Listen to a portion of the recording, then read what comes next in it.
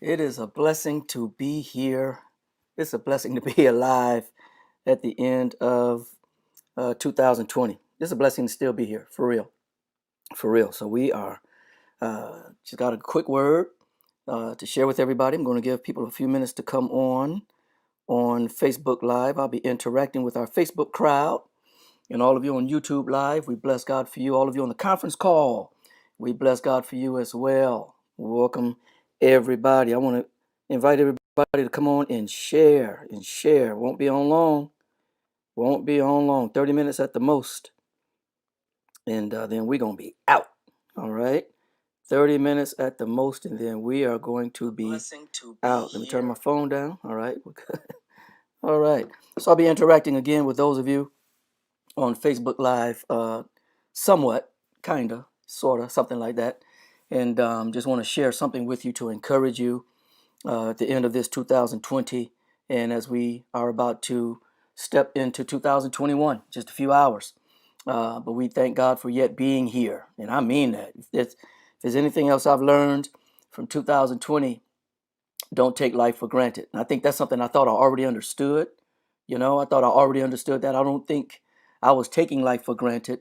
I sure ain't taking life for granted now. Sure ain't doing it now. I thank God for every day. So this is the day the Lord has made.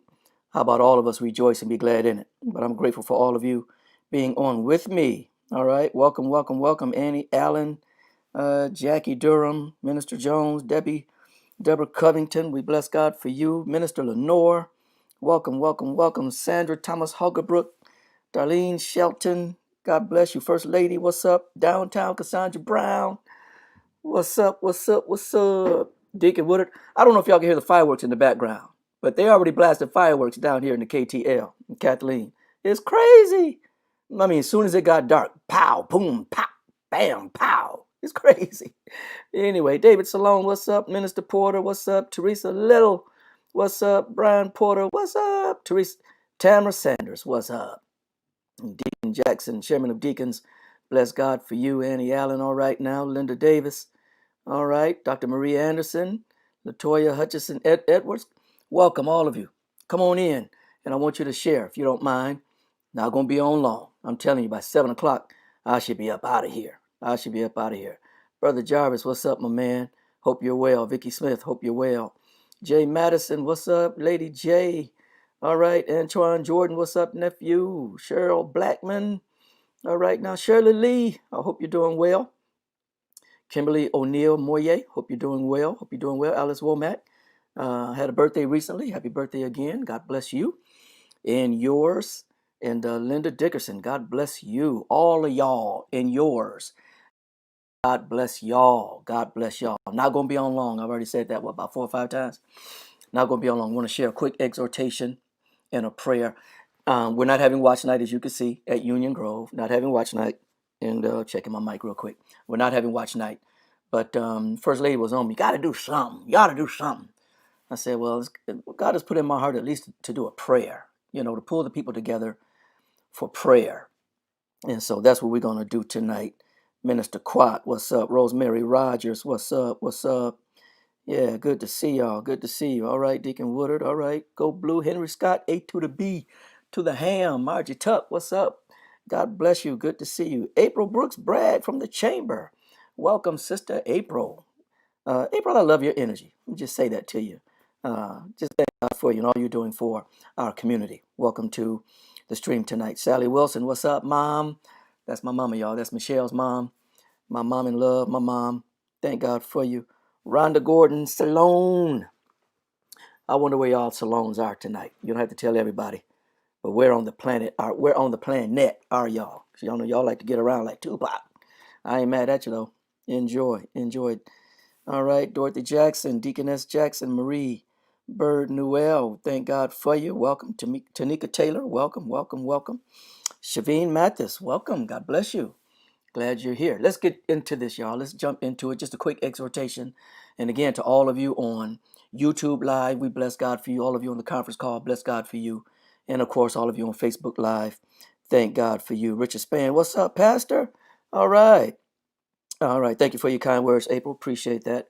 Pastor Span, good to see you, man. Good to see you on with us tonight. Let's talk real quick, y'all, about 2020. You know, you can't help but laugh, right? To keep from crying, you know.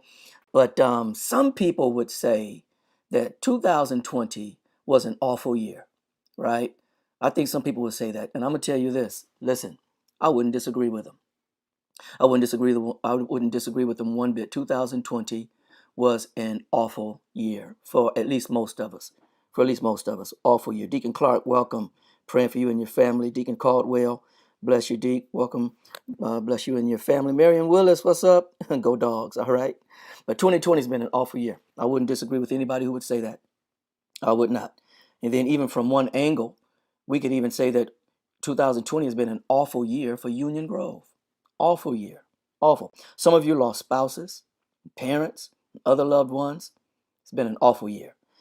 Virtual learning for our youth, our young people, man, trying to make it through school, virtual learning, and you would think that it would be a piece of cake, right? Just sitting at home in front of the computer and getting your lesson and doing your work.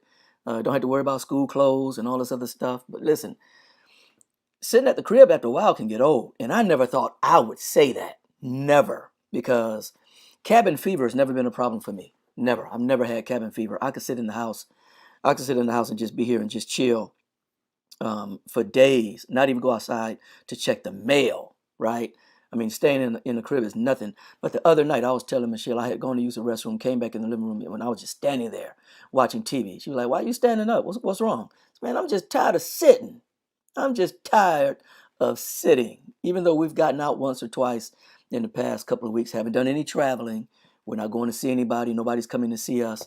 But man, I just got to where after a while, I was just tired of sitting. So I have greater empathy for our youth, greater empathy for our youth who are at the crib learning, virtual learning. It can be a challenge. It can be a challenge. And then on top of that, our high school and college graduates, those who graduated this past spring, and some of you graduating college this month, December, it's a challenge when all your loved ones can't be there. They can't fly in and be there to support you at the graduation, maybe at the crib afterward. But it's a whole different ball game. It's a whole different ball game. Prom was different, right? For those of you who may have had prom and was able to go, it's different. This year, many people would say is awful. It's been an awful year. And then those of you in school or working in the school system, every time you turn around, someone in your school or someone on your job is being quarantined. And then because of contact tracing, if you've had exposure, you got a quarantine too. So now you got to sit at home for 10 days, 5 days, however long a time that they prescribed. It's been an awful year. Been an awful year, right? And then not being able to assemble in person for worship, funerals, fellowships, weddings. And it's been an awful year. It really has, really has. And then for our congregation, we've lost quite a few members of our church family this year. Quite a few. Pastor John Dukes bid us farewell this year. Sister Helen Doe took her flight this year. Benny Leonard, Pastor Charlie Blackman, Pastor Gil Gordon, Deacon Lewis Laney, they all took their flight this year. Rafina Pierre, young lady, made her transition this year. Larry Austin, Richardine Claxton, Pat Johnson, and then a month later, Leroy Johnson, who will be eulogized tomorrow. It's been one heck of a year for everybody. Everybody. No one's been exempt for how challenging and how awful 2020 has been. And our congregation is no different. It's no different. We've lost a lot of members this year. As a matter of fact, we've had more burials than baptisms in 2020. No pastor wants that testimony. There's not a pastor alive who really cares about the work of God and care about the people of God who wants that testimony that in a given calendar year, they had more burials than baptisms. But yet, that's my testimony. That's our testimony as a church family. That is an awful testimony to have. I was thinking about it the other day and it got me down. It got me way down. I ain't even gonna lie to you. It got me way down. And I'm always having to fight to be encouraged. I'm always having to fight to look for some hope, right? Some people, it just comes natural. My heart goes out to you. I applaud you for those of you. It goes natural for you. But for me, Many times it's a fight. But I've learned, y'all, that sometimes when you're watching one streaming platform, what's up, Timmy Lewis? All right, welcome, bro. Glad to have you with us. John Smith, glad to have you. Deacon Lenore, Carolyn Jackson, welcome. Rhonda Freitas, Kim Cannon, all the way out west. God bless you. But sometimes when you're watching something on one streaming platform, it can be kind of difficult, right? Where you're looking for something to watch and it's hard to find something, so you end up settling for something. You end up settling for something, and it's just on TV. You may not really be into it. It's just on. It's just on that platform. But sometimes when you can't find what you like on one platform, you can just go to another platform, right? If you don't find anything you like on Netflix with all those movies and TV shows and documentaries, isn't this something how you can still find yourself really catching it, trying to find something that you want to watch? But if you can't find something you want to watch on Netflix, you just go to another platform. You see if you can find something on Amazon Prime. You don't see anything you can find on Amazon Prime with all of its movies, all of its TV shows, all of its documentaries. You go to another platform. You go to Hulu. You don't find anything you like on Hulu, you can go to YouTube TV. You have all of these platforms. 2020 offered all of us one platform. Just an awful a platform of awful, a platform of just messed up stuff. But sometimes I think you do this. I know I do. If you do it, I want you to holler at me on Facebook Live. What's up, Sharon Whitfield Hawkins? What's up? I want you to holler at me if you've ever done this, or if you even have a habit of doing this. We have something streaming on one platform on TV, but you have your device in your lap or in your hand, and you got the thing happening on the television, but you also have something else happening in your hand, whether you're on a social media or you're texting somebody or you're in a group me chat or something. You got the one thing streaming on that platform and you don't find anything you like, you can just still find something in your device, in your lap or in your hand, that can get your attention, get your mind on something that's pretty cool, at least. You know what I mean? Some of us call that multitasking. Uh, I think it's just a classy way of saying you can easily handle being distracted. You got one thing on the TV, you're settling for it, but you got something else in your hand that you're really getting into. I do that. I'm gonna tell on my wife, she does that. I'm gonna tell on my kids, they do that. How many of y'all do that? Holler at me on Facebook Live if you do it. Paul Jenkins, what's up, brother? April Braggs is guilty. Bragg is guilty. Antoine is guilty. Tamara's guilty. Downtown Cassandra Brown is guilty. I think everybody does it. I think that's the thing. You have one thing on TV, right? You settle for it, but you find something else on another device. That's how we've handled 2020, isn't it? We've had to settle for 2020. We couldn't switch to another platform. Even tomorrow, being 2021, it may be a different year. It may or may not be a different platform. It depends on how you think. Will tomorrow, Friday, January 1st, 2021, be a different mental, psychological platform for us? Will it be a different platform for us emotionally? Or will it be just another day, another tomorrow, where the coronavirus numbers are still going up? Or will it be a different platform? Jay Madison is guilty. Marie Bird Newell is guilty. Kimberly is guilty. Tanika is guilty. Yeah. Ed Jarvis is guilty. Minister Ernest Jones, Maxine Woodard, guilty. Guilty. Michelle is telling on herself. All right. Telling on herself. I think we all do it. We all do it. Tamika's guilty. We all do it. Tomorrow morning, January 1st. So if you're going to be up tonight, past midnight, tonight, 12:01 a.m., January 1st, 2021. The truth is, it's still going to be the platform of another year where we may have to settle for the numbers going up, people losing their jobs, people dying of this awful disease, losing loved ones, and we can't be there at their final moment. We can't say goodbye at their homegoing. Weddings where we may not really be able to attend. All of that. Tomorrow, really, y'all, is just another day. But it doesn't have to be the same platform. Doesn't have to be the same psychological platform. Doesn't have to be the same emotional platform. Tomorrow can be a better day. It can be a better day. Because you know what could make this year more awful than it's already been as we approach the finality of it? You know what tomorrow, 2021, how it can be a more awful year than 2020? If we only focus on the awful stuff that's happening before our very eyes, while God is yet doing something awesome before our very eyes. What would make 2020 more awful? What could make 2021 more awful than 2020 is if we do not acknowledge the awesome things God has done for you, for me, and even for our congregation in 2020. Because even in the midst of awful situations, awful seasons, awful years, we can still behold something awesome, the hand of God at work in our midst. Sometimes, be honest, y'all, sometimes, even me as a pastor, sometimes you can pay so much attention to what's awful, you totally miss what's awesome. And they can both be happening at the same time, simultaneously, right? They both can happen at the exact same time. If you're not careful, you can pay so much attention to what the devil is doing that you are oblivious to what the Lord is doing. David would tell us this. David would say, "Don't be so consumed with the awful valley of the shadow of death that you miss the awesome presence of God and his awesome rod and his awesome staff." Right? David said, "Yea, though I walk through this awful valley, what's awesome is thou art with me. Thy rod, thy staff, they comfort me." That's how you can settle for something happening on one platform, but you still got something awesome on another device that has your attention.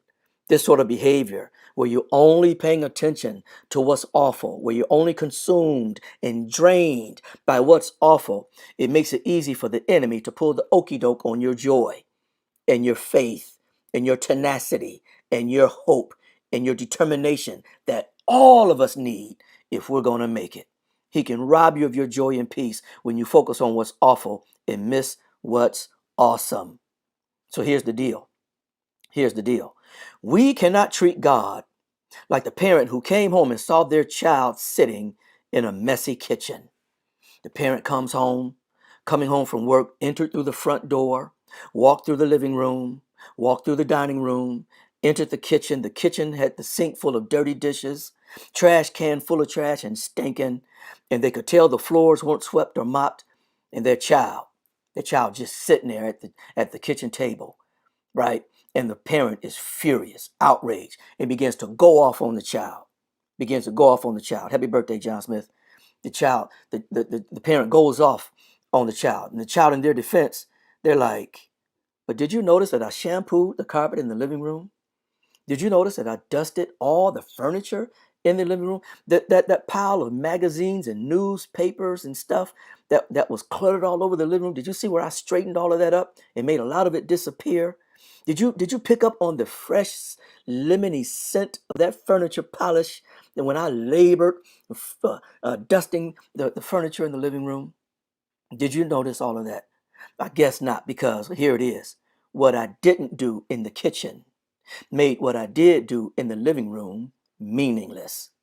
The child could say to the parent, now any of you young folk watching, don't try this at home, but the child could say, "You allowed what I didn't do to make what I did do hold no value. You didn't ask me to even to shampoo the carpet. I just did it. You didn't ask me to dust the furniture. Not today. I just did it."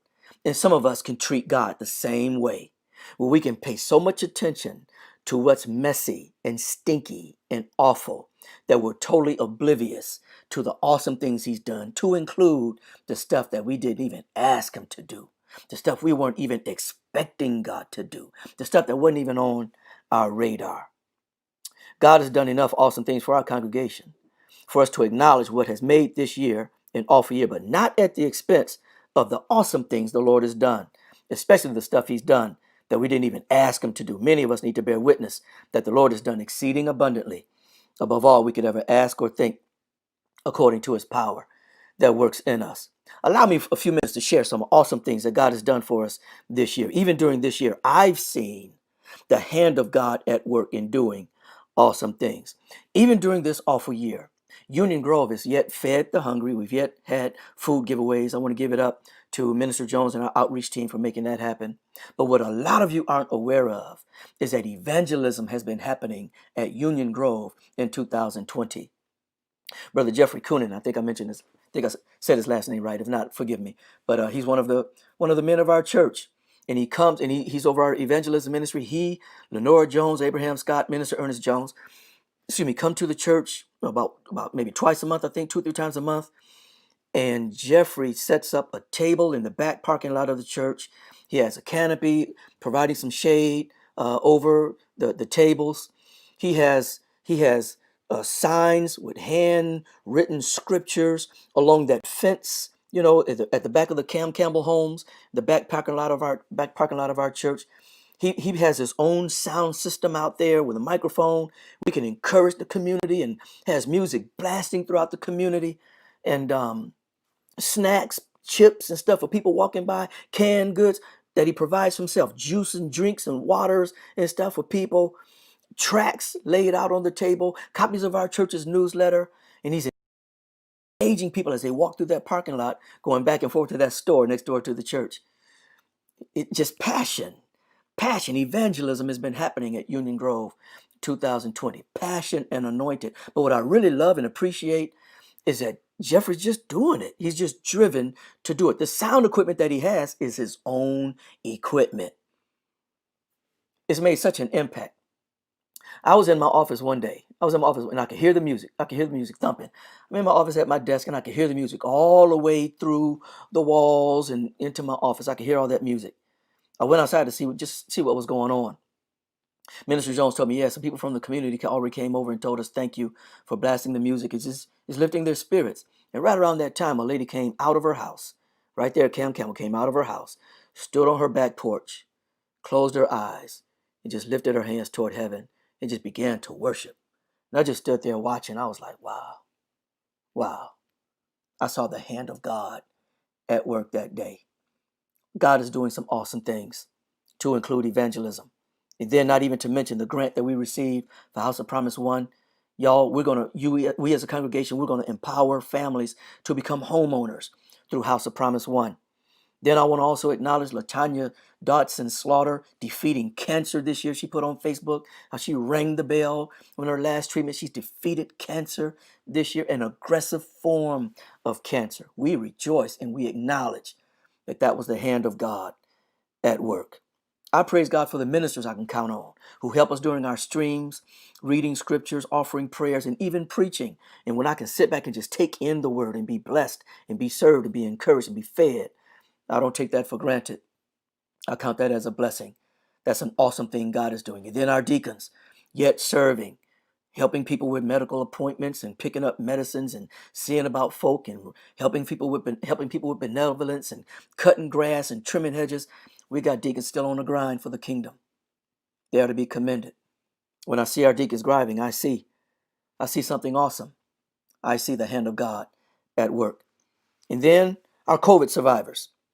I told y'all on Facebook, and I even sent out an email. I was going to give a shout out to our COVID survivors, because despite the fact that we've had to bid farewell to so many of our members, man, God spared so many of our members. As a matter of fact, of all the funerals we've had to conduct, we have yet to do one due to someone being uh, uh, overtaken by COVID, right?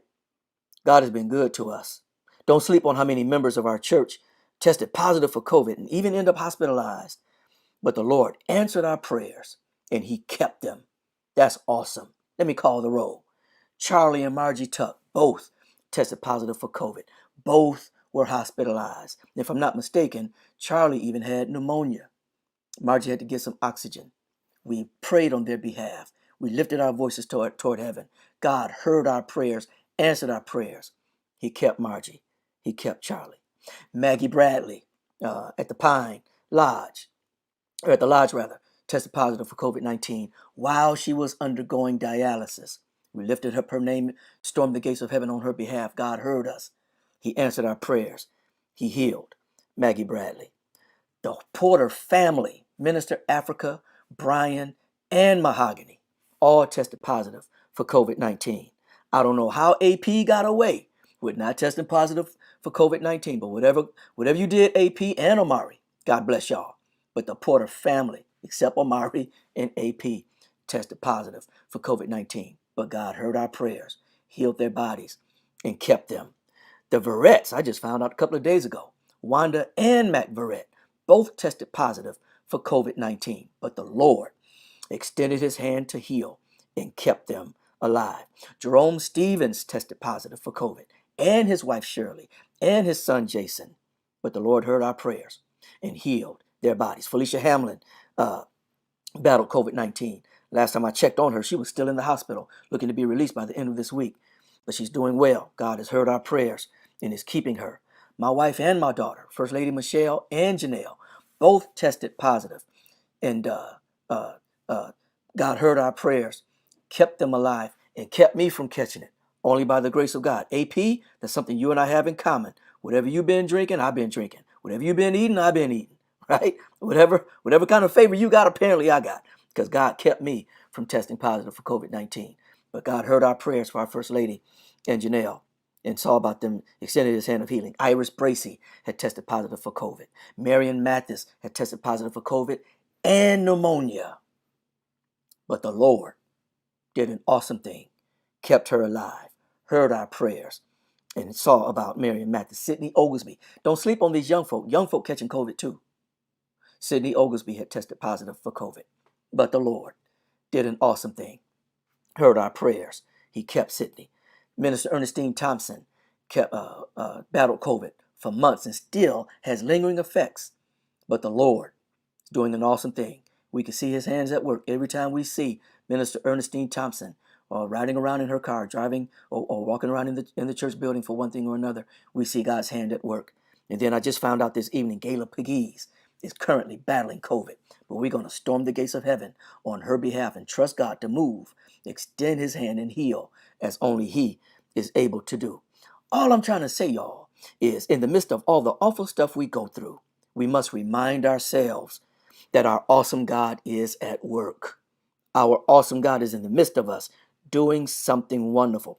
Sometimes, let's be honest, you got to look for it. You got to look for it.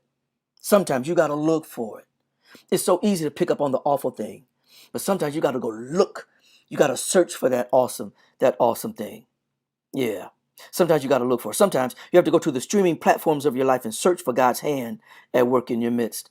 So if you haven't seen the hand of God at work in your life, keep scrolling. Keep scrolling. Keep scrolling. Keep living. Keep searching. How about this? Let's do this. Let's do this. Here's what I want you to do. Take a deep breath right where you are. Just take a deep breath. Come on, everybody. You see that? God did something awesome just then when you were able to breathe, especially if you could breathe unassisted.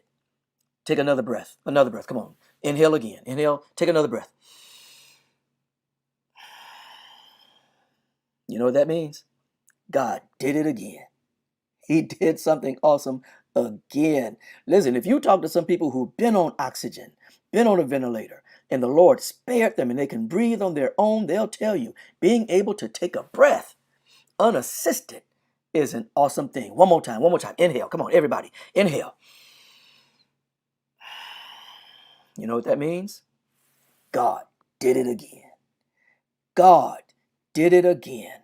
And tomorrow, January 1st, and January 2nd, and January 3rd, and February, March, April, May, all the way down to December 31st, 2021. If I'm still here, and if you're still here, I would encourage you to look for the awesome. If it doesn't just jump right out at you, look for the awesome. Because in the midst of awful situations, awful seasons, awful calendar years, you can still see the hand of God at work doing something awesome. And if you got to go looking for it, go look for it. If you got to go search for it, go search for it. If you got to switch to another platform of your life, switch to another platform. If you can't see it on your job, look for it in your marriage. If you can't see it in your marriage, look for it in your health. You can't see it in your health, look for it in your finances. If you can't see it in the platform of your finances, I'll pray you can see it in the platform of your friendships. I pray that there's some platform somewhere in your life where you can see the awesome God, the awesome hand of God at work. I'm out of here. I said I was going to be on for 30 minutes. I said I was going to sign off at 7 o'clock. So let me encourage you by closing with this. Think about the awesome stuff. Dwell on the awesome stuff. Don't ignore the awful. Don't neglect the awful. It's just why you have the awful stuff that you settle for on the screen. Sometimes you got to just have something else that has your attention, the awesome thing. Paul put it this way. He said, Now, dear brothers and sisters, one final thing. Fix your thoughts on what is true and honorable and right and pure and lovely and admirable. Think about things that are excellent and worthy of praise. The King James Version puts it simply, think on these things. Decide, I'm going to think on these things. Switch from the platform of awful and turn over to the platform of awesome. I'm going to think on these things. The truth is, God's been too good to me for me to complain. And if he's been that good to you, tell him thank you. Think on these things and enjoy another awesome day in the midst of an awful year. Father, in Jesus' name, we just thank you for being so good to us. You spared us. You've kept us alive. Father, I'm going to confess right here in front of everybody. I didn't know if I'd make it to December 31st. I didn't know if I'd make it to today. I don't take life for granted. You've called so many of my friends home. So many people I know have transitioned and are yet still transitioning. But God, you've kept me alive. And everybody streaming, everybody on the conference call. Father, you've kept us alive. We acknowledge this only because of your grace. It's because of your goodness. Because it truly could have been another way. The good news is, even if an awful thing like death were to come and visit us, the awesome thing is we'd be with you. For to be absent from this body that's tearing down is to be present with you, our awesome Lord. Father, keep us, protect us, and I pray that all of us would exercise wise stewardship. Suggest that every day you keep us, we will let you use us. Every day you keep us, we will let you use us. I pray that that's everyone's mantra going into 2021. Every day you keep me, I will let you use me. And every day you keep me, I will let you hear me say thank you. In Jesus' name, amen. Be encouraged. Enjoy the journey. If the Lord says the same, I'll see y'all next time.